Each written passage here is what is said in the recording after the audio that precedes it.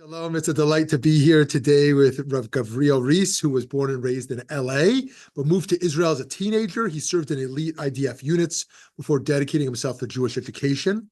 In 2017, he embarked on a trailblazing initiative to break out of the security fence of Pnei Kedem in southern Judea to create a farm that would not only serve to help Jews learn to live more authentically on the land, but also prevent the European Union from usurping land in Area C through its proxies in the Palestinian Authority.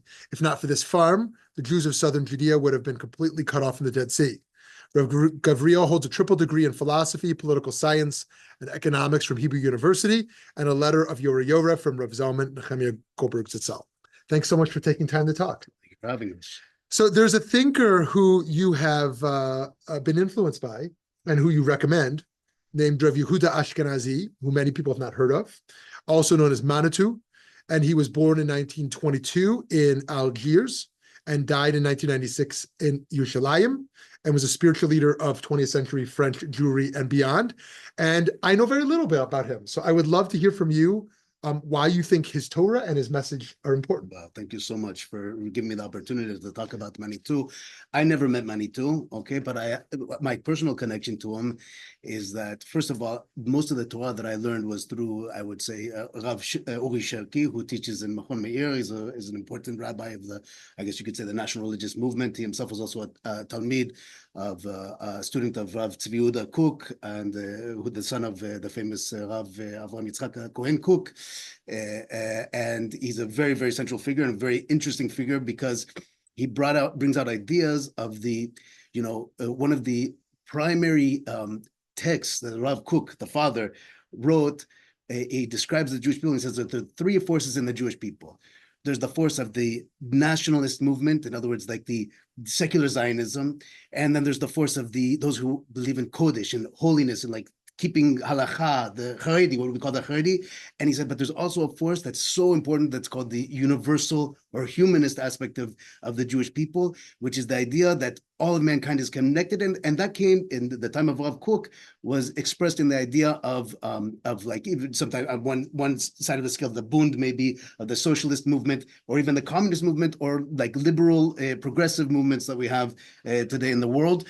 The problem is that each of these three camps works separately, and they're in battle one with the other, and that's actually a positive thing that is taught. It's a positive thing because each camp then can bring out its real forces. Like if you go to work out in a gym, okay, you work out in a gym, you want a force that's going to be working against you, and that's how you become stronger. And that's also what happens to each of the three forces.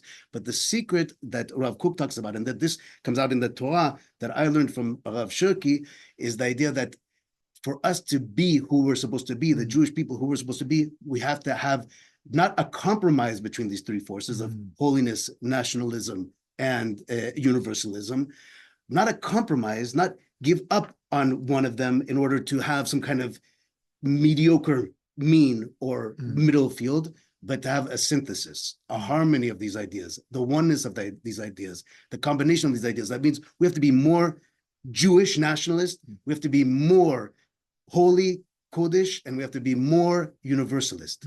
And that's where I think we are right now at history. And that's why the Torah of Manitou is so important, because we're supposed to talk about. I met that Torah through Rav Sherki, who was one of my teachers, and also some other teachers.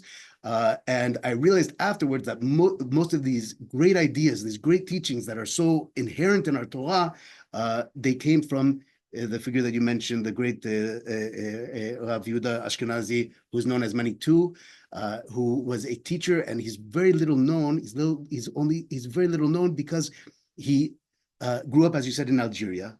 His history was very interesting. His father was the last chief rabbi of Algeria. So he has that side. His mother's side was a descendant of one of the Gurei Ari. That means one of the students of the Ari Zatzal, who taught, the great Kabbalist, who taught in Tzfat, in Safed, is that how it's called in English? In the late Middle Ages, like that period of time, 16th century. Most of the writings of the Ari Zatzal were passed on by Chaim Vital. And like we have the book Etz Chaim, which is like the central book of the Ari. The Ari didn't write himself, but Chaim Vital wrote these things.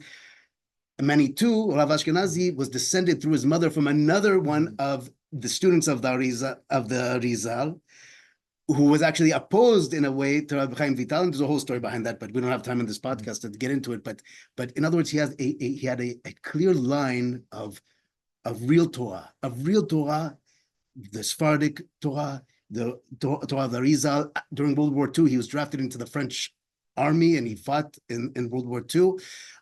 And he ended up moving to France. He had French citizenship as a Jew. He moved to France after the war. And there he also was connected to the Torah of some Ashkenazi rabbis, some very famous Ashkenazi rabbis, and also some very mysterious figures, like one who's very little known named Mar Shushani, who they say was a total genius and also a crazy man. I heard Manitou once say, and I'll tell you how I can hear it, Manitou, even though I never met him. Manitou once said, I heard him say, some people say Mar Shushani, Mr. Shushani, was 50% genius and 50% crazy. And he said, that's not correct. He was 100% genius and 100% crazy. And so he had a very, very pure line of thought. And he became a teacher in France. And why is he not known? Because he was teaching in French to French Jewry, even though he had these tremendous traditions that he knew. And as time went on, he ended up coming to Israel, and he met Rav Tzvi Yehuda Cook, and he became what was called, it's very strange, like there aren't many people I know like this. Most of the people are the Talmidim of Rav Tzvi Yehuda Cook, but Manitou was not, he was always called a Talmid Chaver. He had a solid Torah that he already came with when he came and met Rav Tzvi Yehuda Cook. And he saw that there were things that he connected to, and he saw him as also one of his masters, and like as one of his the sages that he connected to, and he connected to that Torah. But it was novel for him, but it also connected to things that he'd already learned from home through his father and his mother's side of the family, and all the great people he studied with in Europe. And he became what's called a Talmid Chaver. So he was like always kind of like on the side. He was very respected by Rav Tzvi Yehuda Cook, and he had many, many students who were coming to him, mainly French. He taught also in Hebrew, and his Torah is something that is so important for American Jewry today. That's why it's such a privilege for me. Like I've been here now, I've been in America now for 2 weeks. I haven't been here in 10 years. Obviously, I grew up here, and I'm familiar with American Jewry, but I also, my personal story, I didn't grow up inside of a Jewish community here. We were to Jewish parents, but we were, assimilated Jews. And the Torah of Manitou, of Rav Ashkenazi, is a Torah of identity. In other words, the primary thrust that he brings out is the idea of who we really are, who the Jewish people really are. And he teaches these things about the idea of us, that there's a transformation of identity that's taking place. He was able to grab much of French Jewry, like most of you, the French Jews you meet in Israel today. I've heard of him and know of him and see him as a great leader. He was called Manitou because his students gave him this name, meaning Manitou. It means in some Indian language, I don't know, we'd have to check on Wikipedia, but it means great spirit. And that was the nickname that he was given by the people who knew him, because he was a holy man. So when he says return to who we really are, is that on an individual level, or that it's on a collective level? Well, it's at an individual level and a collective level. In other words, each individual, I'll tell you, one of the problems with Manitou is that he didn't really write. Yeah. And that's also why he's not well known. Uh-huh. What he did was he gave shiurim, lessons Baal Peh. Yeah. And that was on purpose. Why did he give it on purpose? Because the truth is that there's what's called wisdom, which is like mathematics. Yeah. 2 + 2, how much is 2 + 2? 4. 4. In America, it's 4. In China, it's 4. In Japan, it's 4. In Africa, it's 4. There are things that are correct everywhere. But the Torah is not wisdom. The Torah is speech. And so in speech, you're always talking to someone. Mm-hmm. And in the case of the Torah, it's the divine speech of Hashem speaking to a people that already existed in a language that existed. In other words, in order for us to really receive Torah, we have to be that nation that received the Torah. Mm-hmm. As individuals, in order for us to understand, if we're talking about Hebrew, if we're talking about being the Hebrew people that had culture and traditions and religion, there's so many things that you see that even in our Midrashim, they talk about that, when we see in the Passover Seder, for example, what was that? The Passover existed before the Yetziah from the Exodus from Egypt. Yeah. And what did the Jews talk about? And what Exodus did they talk about before they left Egypt? They talked about the Exodus from Aram, from the leaving from Aram and coming to the land of Israel, of Yaakov leaving. These are cyclical events that are taking place inside of our identity. But in order for us to understand the Torah correctly, we have to understand that it's a love letter from Hashem to a specific people. And if I was to write a love letter to Nancy, right, I could give her all kinds of hints and clues. We were at the beach, and you remember that day.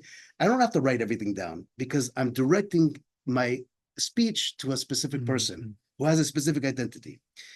And one of the things that Rav Ashkenazi was very important for him is that, first of all, when I'm teaching Torah, we teach whoever we're talking to. He had students. I know some of his students that one of them, he said to him, whatever you do, Rav Ashkenazi himself, by the way, was a great philosopher. He knew all of philosophy, and parts of his what's so great about his writings or his teachings is that he integrates all of Western philosophy as well. He clearly holds it all in his fingertips. But he told one of his students, said, "I want you to study Torah Sod, Kabbalah. Don't touch philosophy." He told the one guy that, and he told another guy, said, "You have to study all the philosophers." So you can't write something like that down, because if he wrote the book, and now what happened was all of his students started, after he passed away, they're like, wait, we have this great treasure of Rav Ashkenazi. What are we going to do? And each of the students started to write down what they learned from him, and everyone learned something different. Very interesting. Yeah. So going back to the Rav Kook, because I've seen that Torah. I've seen that Torah of the nationalist, the holy, and the universalist. And I wonder what that third looks like when it's manifest, because the first two is very easy. It's called religious Zionism. Religious Zionism is essentially trying to weave together Torah and Zionism. But the universalism, I don't really see a movement that's kind of merging that with the first two. And I wonder what that would even look like, either how you thought it meant to Rav Kook or how it means to you. You're asking me now? Yeah. Okay. Yeah. So my answer to you is that you're absolutely right. In other words, that's the place we are in Jewish history right now. Right. That's what's so amazing. Yeah. In other words, you're right. We have a synthesis between religious and Zionist. Yeah. Okay. Where the religious side, you could arguably be more religious than the religious. That's what they claim, Right. at least, and more nationalist than the Right. secular nationalists, Right. and that's what they claim. Right. And there are those people. Yeah.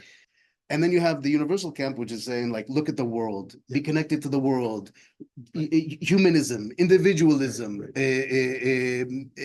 These kind of universal ideas, and they're not meshing, they're not synthesizing. They're in opposition one to another. That's where we are right now, and it's a wonderful place to be. Yeah. Baruch Hashem that we're at this place, because now we have the potential of being able to synthesize them. Yeah. So for me personally, the way that I see it is, I think that the Torah is universal, and that's what the Ashkenazi Manitou taught. In other words, when Avraham Avinu, he's placed on the background always of the Tower of Babylon. Yeah. What is the Tower of Babylon? The Tower of Babylon was all of mankind trying to unite under false pretenses, and then being split into 70 nations. What is the natural state of affairs of the nations? War. How do I know? Because our prophet says, "Lo yisa," in the Messianic area, "Lo yisa goy el goy cherev." In other words, nation shall not lift a sword against nation, meaning that the natural state of affairs is war, right? Self-interest, my country against your country. It's an extended form of egotism. I want good for me or good for my people against you, like the Germans against the French. The job of Avraham Avinu is he receives a mission to unite all of humanity. That's why he's on the background of, and how do we know this? Because his great-great-great-great-great-grandfather is, if we go back, there's Noah. Noah had three sons, Shem, Ham, Yefet, right? Shem is the father of the Semitic people, right? Shem has a descendant called Ever. Ever is the father of the Hebrews, right? Abraham is called a Hebrew. He has a Hebrew mission. The Hebrew people, if you look at what is Ever, his sons, he had two sons. Their names were Peleg and Yoktan. And he said, who is Peleg? Why am I going to call him Peleg? Because in his days, Peleg means division. The mankind will be divided. What do you know? What's important for him is that, number one, that this division of mankind is something that's deeply problematic for him. Number two, we know that he has prophecy because how does he call his son about something that's going to happen? These are the two fundamental aspects of the Hebrew identity according to Manitou. Peleg has sons, Sawug and Re'u, which also mean the names of these sons is like the uniting of humanity. Sawug, like to knit a kippah, Re'ut, like the brotherhood, until you get to Terach. Terach is like the descendant of the Hebrew people. Terach is, by the way, we know.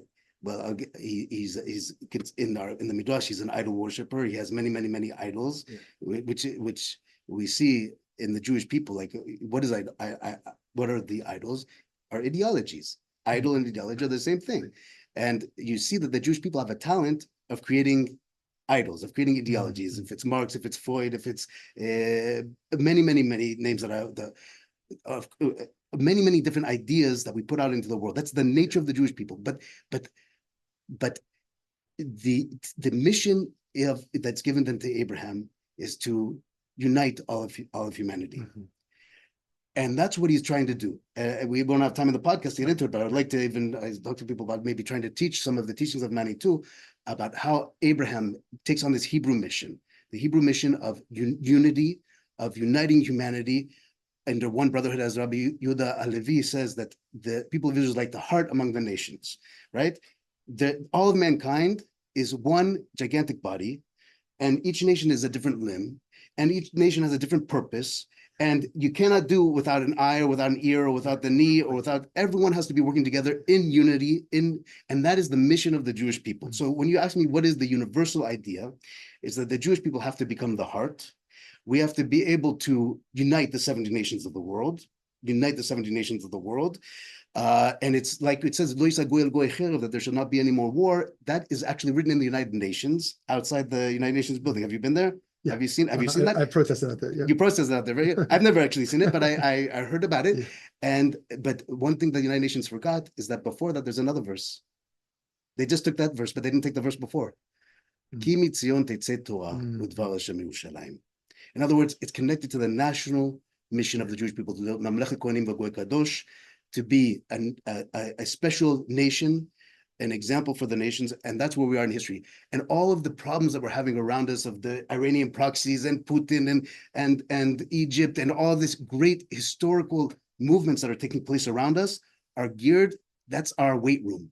That's our weight room for us to be able to practice and learn how to combine and become what I sometimes call like Hebrew universalists. In other words, more nationalist, more holy, and more universal at the same time. We have a unique universal mission, a unique universal vision that is different from the universal vision that is portrayed by the West, and different from the universal mission that's portrayed by Islam or the East. Yes. And it's our job now to formulate that for ourselves, to be that. Right, because what universalism usually means in Christianity and Islam, convert the world to our faiths.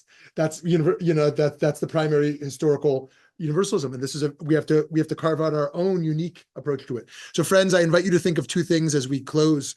First, in thinking of Rav Kook's Torah, how do you yourself combine your nationalist commitments, your commitments to the holy, and your commitments to universalism? How do you cultivate that, and how do you synthesize them? And secondly, thinking of Manitou, if we are going to be the people who receive a love letter from Hashem, how can we become the type of people who can understand that, who can receive that? Thank you so much for sharing your Torah with us.